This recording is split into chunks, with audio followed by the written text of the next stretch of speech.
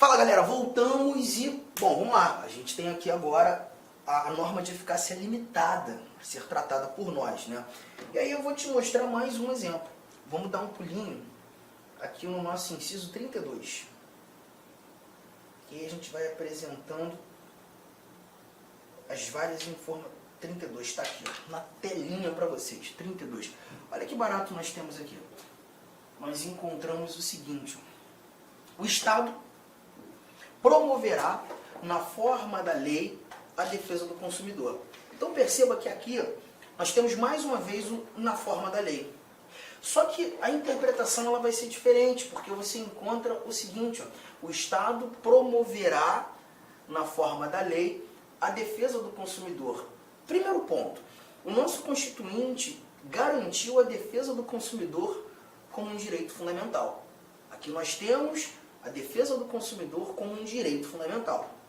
Isso aqui já está tranquilo, legal?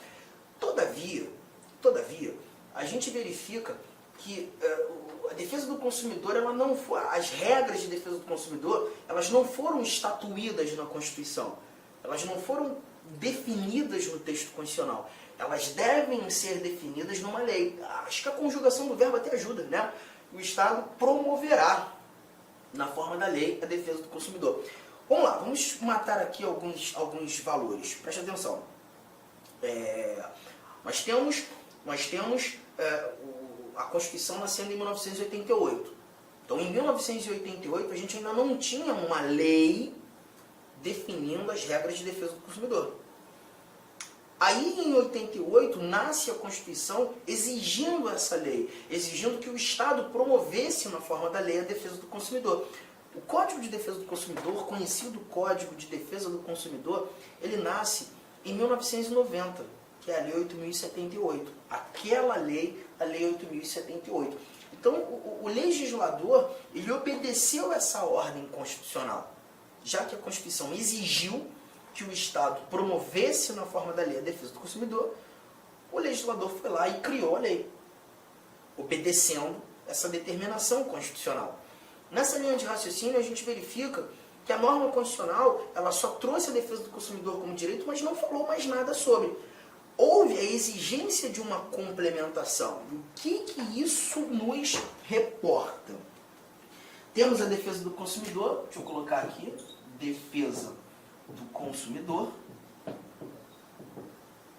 inciso 32 da nossa Constituição, como um direito fundamental, está lá na norma. Só que essa norma constitucional ela precisa de um complemento. E esse complemento decorre do nascimento de uma lei. Tudo bem? Sem essa lei, eu ainda não tenho mais regras de defesa do consumidor. Eu não tenho nada. Eu só tenho um direito apresentado, mas sem suas regras. Não sei como exercer a defesa do consumidor. Para que esse exercício se mostre, a gente tem necessidade da lei. Então a lei aparece aqui para tornar exercitável a defesa do consumidor. Sem a lei eu não tenho nada. Eu só tenho um direito previsto, mas sem aplicabilidade. A lei agora ela não nasce para restringir o direito, ela não nasce para diminuir o direito, ela nasce para concretizar o direito. Há exigência da criação da lei. Você percebeu a diferença? Então aqui você já não mais fala de norma de eficácia plena, você já não mais fala de norma de eficácia contida, mas você traz a chamada norma de eficácia limitada.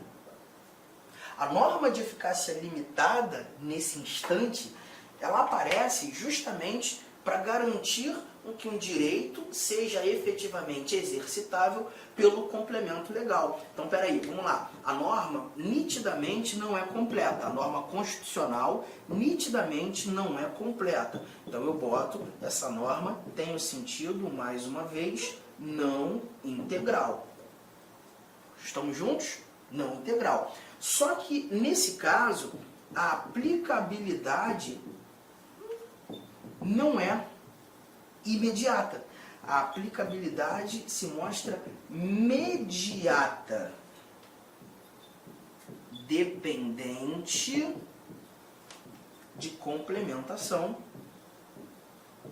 dependente de complementação legal.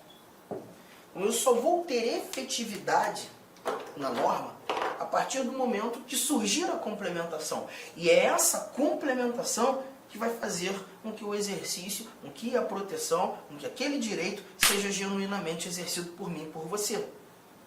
Para alguns doutrinadores, lembra, Maria Helena Diniz, né? Ela traz outros nomes e ela diz que essa norma é uma norma de eficácia relativa, de novo traz como relativa, mas diz ser dependente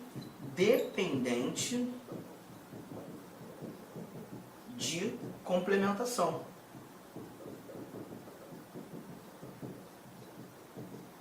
Dependente de complementação. E os nomes dados por Maria Helena Diniz, eu acho nomes muito interessantes, né? Como ela reporta esse tipo de norma. É relativa? Sim, porque você vai ter necessidade de um complemento. E essa relativização, ela surge justamente para uma complementação daquilo que fora iniciado pelo constituinte. Tudo bem? Tranquilo? Arthur, legal. Estou anotando. Já dei aqui o pause, já anotei. Você tem mais exemplos? Temos, e é importante trazer exemplos. E aí a gente vai conhecendo o texto constitucional. Olha aqui o que a gente encontra nesse nosso primeiro inciso desse slide. Primeiro inciso desse slide. Nós temos aqui a abertura da liberdade de credo religioso. A abertura da liberdade de credo religioso. Aqui nós temos o seguinte, ó, olha aqui. É inviolável a liberdade de consciência e de crença, sendo assegurado o livre exercício dos cultos religiosos e garantida, na forma da lei, a proteção aos locais de culto e suas liturgias. Então a gente verifica que é garantida na forma da lei a proteção aos locais de culto e suas liturgias. Aqui, então, eu tenho a necessidade da lei para proteger os locais de culto.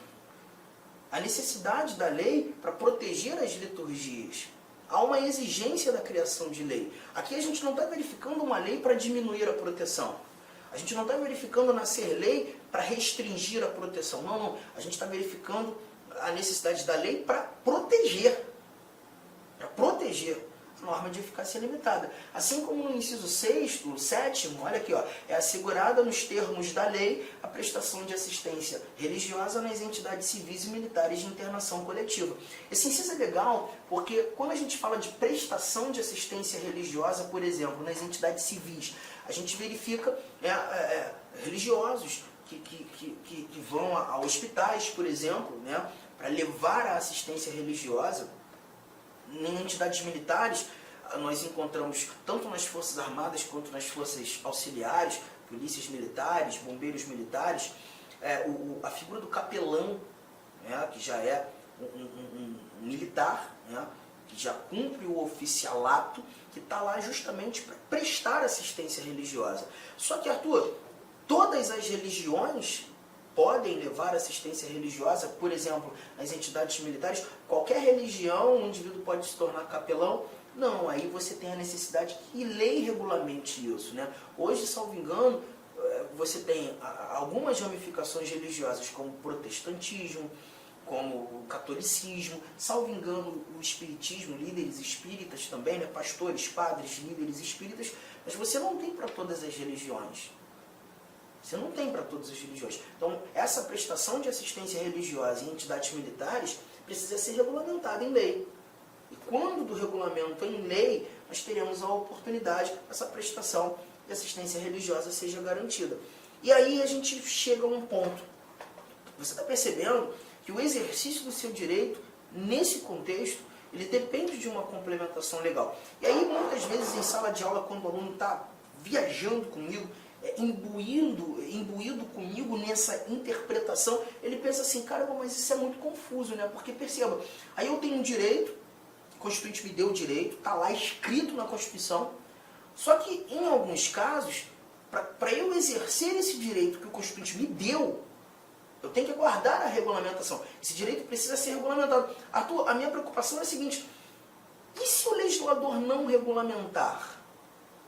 Se o legislador não criar a lei que o Constituinte exigiu nascer para que o direito seja efetivamente exercido por mim? Eu fico no prejuízo? Num primeiro momento a gente pensa em prejuízo, sem dúvida alguma. Num primeiro momento a gente verifica um prejuízo, porque você tem um direito que você não pode exercer, porque o legislador não fez a parte dele. E aí esse prejuízo deve ser entendido como uma violação ao direito. O poder público está violando o teu direito, não por uma ação, mas por uma omissão.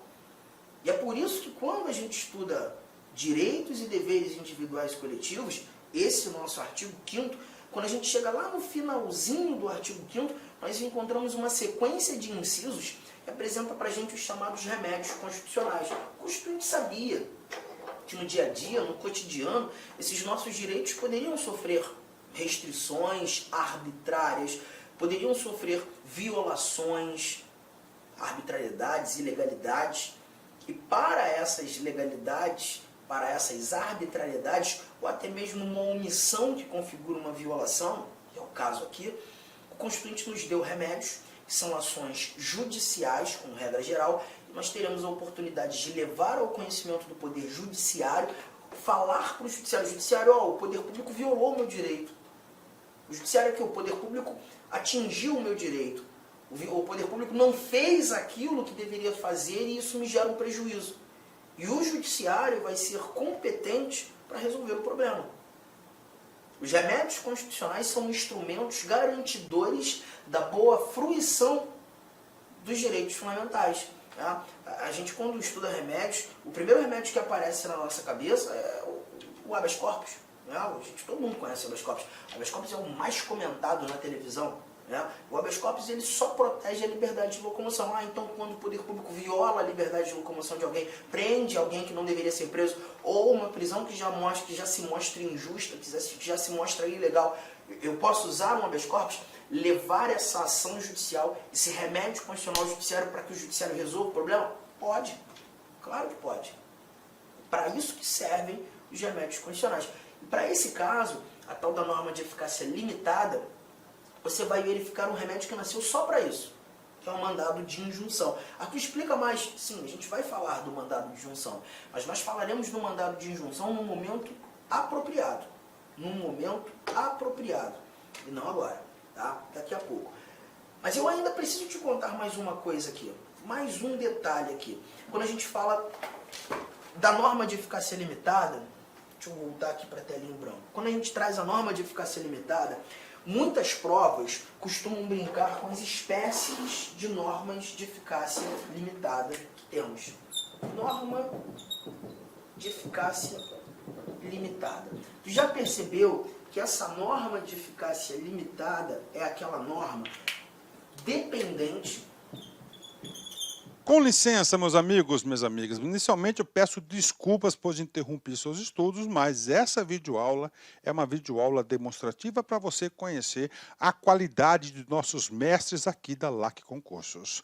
Eu sou o professor LAC, especialista em concursos públicos, que somente em 2022 eu já fui aprovado em 7 concursos públicos. É isso mesmo, em 2022 sou especialista em concurso público e eu estou aqui para te ajudar nessa caminhada do concurso da Polícia Militar do Estado da Bahia e também do Corpo de Bombeiros Militar. Gente, olha só, qual que é o diferencial da LAC Concurso? Primeiro, tá, o nosso diferencial primeiro, preste atenção, tá? Primeiro, nós temos uma ferramenta pedagógica chamada Personal Coach. Personal significa pessoal, coach significa treinador. Então aqui você tem um treinador pessoal de concursos. Essa metodologia ela é baseada em técnicas de administração e ferramentas de administração, mais precisamente administração por resultados. Ou seja, todo dia você tem uma meta de estudos, é isso mesmo. Todo dia você tem uma meta de estudos. Papo sério, se você se matricular, se você cumprir as nossas orientações pedagógicas, se você assistir às nossas videoaulas, ou essas videoaulas na internet e muito mais lá no nosso site, claro, completas, eu tenho certeza que você ficará competitivo e você terá reais chances de aprovação. Em 2019, nós tivemos também um concurso aí da PM da Bahia, na qual a gente teve aí dezenas de alunos aprovados. Inclusive, nós fizemos aí uma playlist no YouTube super vencedora, né? Super vencedora pra galera, né?